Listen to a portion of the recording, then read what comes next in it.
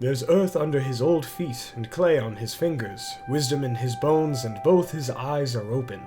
Good day, my friends. Yoyston here, bringing you another epic character history. Today we are going to talk about the renowned Farmer Maggot, as well as his dogs, mushrooms, and just how he might have saved Middle-earth as an unrecognized hero in the Legendarium. Without further ado, let's get right into it. Born in the year 2948 of the Third Age, or 1348 in Shire reckoning, just 7 years after Bilbo's adventure to Erebor, Farmer Maggot lived in the Marish of the East Farthing in the Shire, across the Brandywine from Buckland. His farm was called Bamfurlong, and due to its location, it was an excellent place to grow turnips and, of course, mushrooms, which were somewhat of a delicacy in the Shire. The majority of the hobbits in the East Farthing were Stoors, who were known to live in houses instead of hobbit holes. They could grow facial hair, and sometimes they would even wear boots, which was practically unheard of by Harfoot and Followhide hobbits. Indeed, the farmer, his wife Mrs. Maggot, and his 2 sons and 3 daughters dwelt in a farmhouse in Bamfurlong in the later years of the Third Age. Throughout his years of farming, Maggot often had to deal with hobbit tweens and rascals who would sneak onto his property and steal his mushrooms.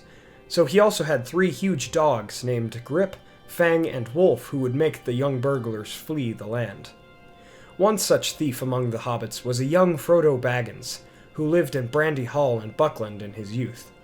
After Maggot caught Frodo and reprimanded the hobbit several times, he beat Frodo and had his dogs chase him off of his property on the last occasion. After that, Frodo always had a fear of Farmer Maggot and his seemingly ferocious dogs. Looking now many years later, on September 25th of 3018 of the Third Age, a black rider came to Bamfurlong and asked Farmer Maggot if he had seen a Baggins. Maggot replied that the Bagginses were in Hobbiton to the west. The Nazgul said that this Baggins had already left Hobbiton, and he offered Maggot gold if he gave up the location the next time the Nazgul came. Even though Maggot felt the cold dread that the black rider gave, he told the fell creature that he was trespassing, and threatened his hounds upon him, even though the dogs yelped and ran. The Nazgul hissed and left the farm with fury. The same day, Frodo, Sam, and Pippin came to Bamfurlong and were served mugs of beer. During that time, Maggot relayed his encounter with the Nazgul to the hobbits, recognizing Frodo as the lad who would steal his crop, and soon afterwards Frodo thanked the farmer and claimed that they needed to leave quickly. However, Maggot offered the hobbits supper and said that he would take them to the Buckleberry Ferry with his wagon afterwards. That night, Maggot took his companions and met Merry Brandybuck along the way, who was looking for Frodo, Sam, and Pippin. After reaching the ferry, Maggot gave Frodo a gift from Mrs. Maggot, which was a basket of mushrooms. Later on in the story, Tom Bombadil says that Farmer Maggot is an alert hobbit, and implied that they knew each other and were on good terms. And that is the last we hear about our good hobbit. Now, some might see Farmer Maggot as just a funny side character who helps Frodo along on his journey. From a literary perspective, however, he and his mushrooms are much more than that. Maggot serves as a pseudo-antagonist for a young and even ignorant Frodo, who had not known life beyond the bounds of the Shire. Just as Frodo overcomes his fear of Maggot and realizes how he had missed out on having a good friend for many years, Frodo will come to find that unnerving people may also be heroes, such as Strider or even Gollum from a certain point of view. Indeed, Maggot is one of the first of many fears that Frodo overcomes, and he indeed mirrors future characters that the Hobbit comes to meet.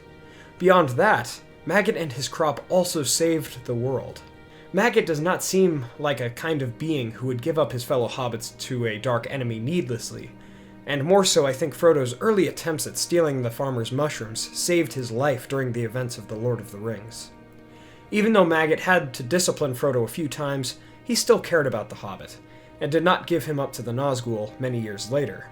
If he had, that surely would have brought an end to the Middle-earth that we know.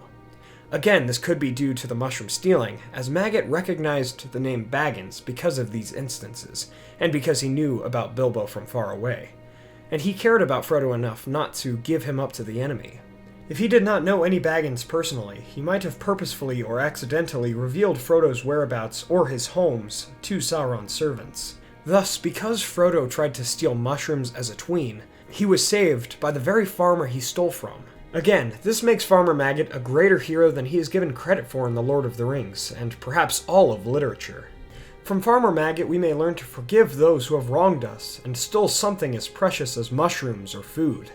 Without forgiveness, and in our desire to exact vengeance upon such vile thieves, we may doom others and our future mushrooms in that process. Feanor failed in this lesson, as after the Silmarils were stolen, he doomed many of his friends and family, but the farmer did what that high elf could not, and he let go of the past.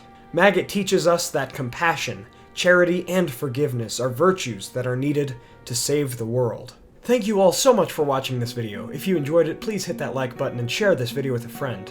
If you'd like to contact me more directly, please join us on Facebook and Twitter through the links in the description below. Let me know your thoughts about Farmer Maggot and his mushrooms in the comments below, and subscribe to join the Men of the West and all of the Free Peoples today. Happy Easter and April Fool's Day, my friends, and even though it is April Fool's, the lore in this video is correct, but how you interpret it may be different than how I interpreted it. Also, I'd recommend looking into the earlier versions of Farmer Maggot's character, as it's pretty interesting to see how Tolkien originally wrote him. I will see you all again next Sunday with a lore review on what is perhaps the greatest Lord of the Rings game and adaptation of all time. Until then, thank you all for joining me on this adventure. Until the next one, my friends.